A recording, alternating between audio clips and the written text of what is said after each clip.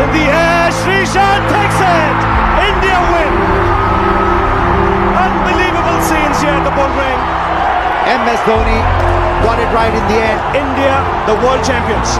1983 एक ऐसा वक्त जब इंडियन क्रिकेट टीम पहली बार वर्ल्ड कप जीती थी, लेकिन बीसीसीआई के पास अपने हीरोज को सैलरी देने के पैसे भी नहीं थे, जिसके बाद प्लेयर्स को पेमेंट देने के नाम पर 2100 रुपए दिए गए, जो कि बहुत गलत था। इसलिए इंडियन देश की सवार को किला यानी लता मंगेशकर ने फ्री कॉन्सर्ट किया, जिसके अंदर ओवरऑल 20 लाख रुपए जमा हुए, जो कि उन्होंने बीसीसीआई को डोनेट कर दिए। बाद में बीसीसीआई ने हर एक प्लेयर को 1-1 लाख रुपए दिए। एक वो वक्त था और एक आज का वक्त है जहां पर बीसीसीआई के पास अपने प्लेयर्स को सैलरी देने के पैसे भी नहीं थे। वहीं आज के दौर में हर प्लेयर लाखों करोड़ों से खेलते हैं। तो आज की वीडियो में हम ये जानने वाले हैं कि आखिरकार बीसीसीआई की सिचुएशन कैसे चेंज हो गई और वो कौन से दो रियल हीरो थे जिन्होंने बीसीसीआई की सिचुएशन को चेंज करके रख दिया, और आखिरकार इस बार इंडिया ने क्यों 2023 वर्ल्ड कप की होस्टिंग की। तो दोस्तों, इस बार यानी 2023 में इंडिया ने क्रिकेट वर्ल्ड कप की होस्टिंग की, लेकिन क्या कोई भी कंट्री मुंह उठाकर वर्ल्ड कप को होस्ट करने का दावा कर सकती है? तो किसी भी कंट्री को वर्ल्ड कप को होस्ट करने के लिए एक कम्पिटिटिव प्रोसेस से गुजरना पड़ता है। दोस्तों, आईसीसी की फॉर्मल चीफ्स आपस में मीटिंग करते हैं और एलिजिबल कैंडिडेट को चूज करते हैं, जिसके दौरान वो कंट्री के कुछ मेजर फैक्टर्स को चेक करते हैं, जैसा कि कंट्री की इकोनॉमी पावरफुल है कि नहीं, और इसके बाद वहां की इंफ्रास्ट्रक्चर को भी देखा जाता है, और सबसे इंपॉर्टेंट वहां की सिक्योरिटी भी देखी जाती है, क्योंकि दूसरे मुल्कों के क्रिकेट फैंस भी स्टेडियम में इकट्ठे होते हैं। इसलिए होस्टिंग करने वाली कंट्री की सिक्योरिटी पावरफुल होनी चाहिए। जैसा कि पाकिस्तान ने भी इस बार क्रिकेट वर्ल्ड कप को होस्ट करने के लिए पार्टिसिपेट किया था, लेकिन वहां की सिक्योरिटी रीजन की वजह से पाकिस्तान को होस्ट करने से मना कर दिया।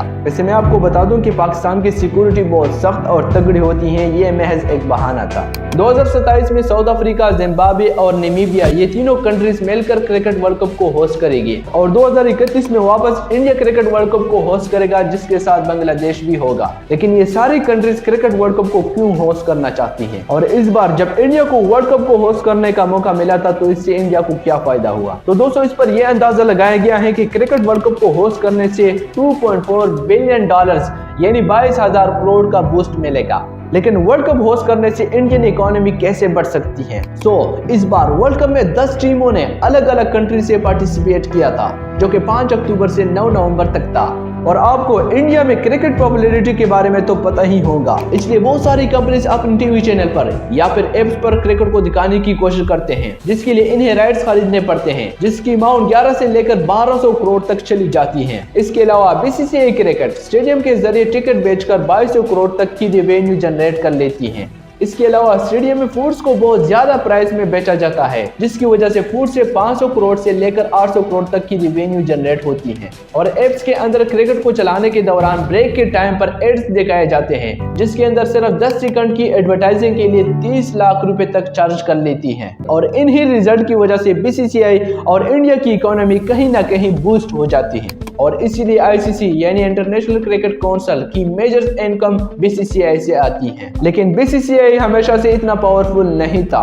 ये वक्त था 1983 का, जिसके दौरान इंग्लैंड के अंदर वर्ल्ड कप का final match India versus West Indies चल रहा था। इसी बीच सिद्धार्थ शंकर रे, जो कि इंडिया के यूनाइटेड मिनिस्टर थे, वो अपनी वाइफ के साथ इंग्लैंड के दौरे पर आए थे, इसलिए वो भी वर्ल्ड कप का फाइनल देखना चाहते थे, जिसके कारण शंकर जी ने रिक्वेस्ट किया इंडिया के पहले हीरो को, जो कि आगे जाकर बीसीसीआई की तकदीर को बदलने वाले थे, जिसका नाम था NKP साल्वे, जो कि उस वक्त बीसीसीआई के प्रेसिडेंट थे। जो कि शंकर जी की रिक्वेस्ट पर NKP साल्वे इंग्लैंड के क्रिकेट बोर्ड को रिक्वेस्ट करते हैं कि इन्हें 2 टिकट एक्स्ट्रा दी जाए, ताकि शंकर जी अपनी वाइफ के साथ वर्ल्ड कप का फाइनल मैच देख सके। लेकिन इंग्लैंड क्रिकेट बोर्ड ने एक्स्ट्रा टिकट देने से साफ मना कर दिया, जिसके बाद इंडियन क्रिकेट टीम फाइनल तो जीत गई थी, लेकिन बीसीसीआई को वो अपनी बेइज्जती बिल्कुल पसंद नहीं आई थी। इसलिए NKP साल्वे डिसाइड करते हैं कि वो क्रिकेट में इंग्लैंड की मोनोपोली को तोड़ के रहेंगे, जिसके बाद बीसीसीआई पाकिस्तान क्रिकेट बोर्ड से समझौता करती है और आईसीसी में अपनी लॉबी बना लेती है, जिसमें वो फैसला करते हैं कि वो इंग्लैंड की मोनोपोली को तोड़ के रहेंगे।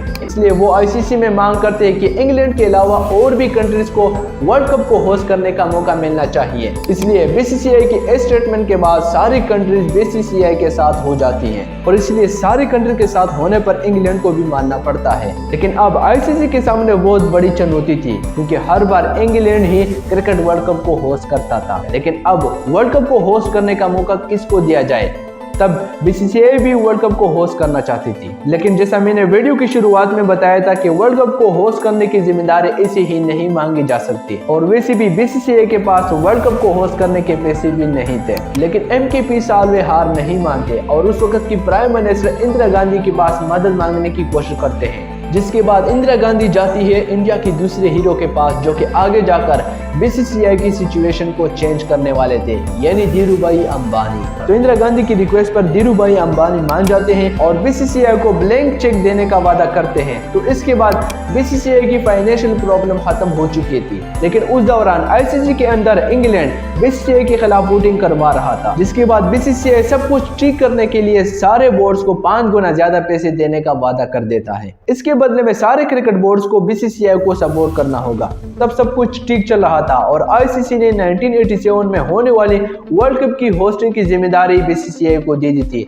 लेकिन उस वक्त बीसीसीआई को बहुत बड़ा धचका लगता है, क्योंकि 31 अक्टूबर 1984 को इंदिरा गांधी का मर्डर हो जाता है, जिसके बाद देश के अगले प्राइम मिनिस्टर इनके बेटे राजीव गांधी बनते हैं और इस दौरान वीपी सिंह फाइनेंस मिनिस्टर बनते हैं। फाइनेंस मिनिस्टर बनने के बाद धीरूभाई अंबानी पर रेड डालते हैं, जो कि धीरूभाई अंबानी को बिल्कुल भी अच्छा नहीं लगा, जिसके बाद उन्होंने बीसीसीआई से अपने हाथ पीछे ले लिए और वीपी सिंह की गलती की वजह से बीसीसीआई को दोबारा फाइनेंस क्राइसिस से गुजरना पड़ता है। वैसे मैं आपको बता दूं कि बीसीसीआई को वर्ल्ड कप को होस्ट करने के लिए आईसीसी को 20 करोड़ पैसे देने थे, लेकिन उस वक्त बीसीसीआई फाइनेंस क्राइसिस से गुजर रहा था, जिसकी वजह से वो आईसीसी को पेमेंट नहीं दे पाए। लेकिन कुछ वक्त बाद राजीव गांधी और वीपी सिंह के बीच इख्तिलाफात सामने आते हैं, जिसके बाद वीपी सिंह को बाहर का रास्ता दिखाया जाता है और अब बीसीसीआई के पास एक ही उम्मीद बची थी, धीरूभाई अंबानी, क्योंकि बीसीसीआई को अब वही बचा सकते थे। जिसके बाद धीरूभाई अंबानी भी बीसीसीआई को सपोर्ट करने के लिए तैयार हो जाते हैं और वर्ल्ड कप के ट्रॉफी का नाम चेस कप के बजाय रिलायंस कप रख लेते हैं। भले ही 1987 में Indian cricket team world cup नहीं जीती, लेकिन बीसीसीआई के पावरफुल होने की शुरुआत हो चुकी थी और अब बीसीसीआई दुनिया का नंबर 1 और चेस बोर्ड है।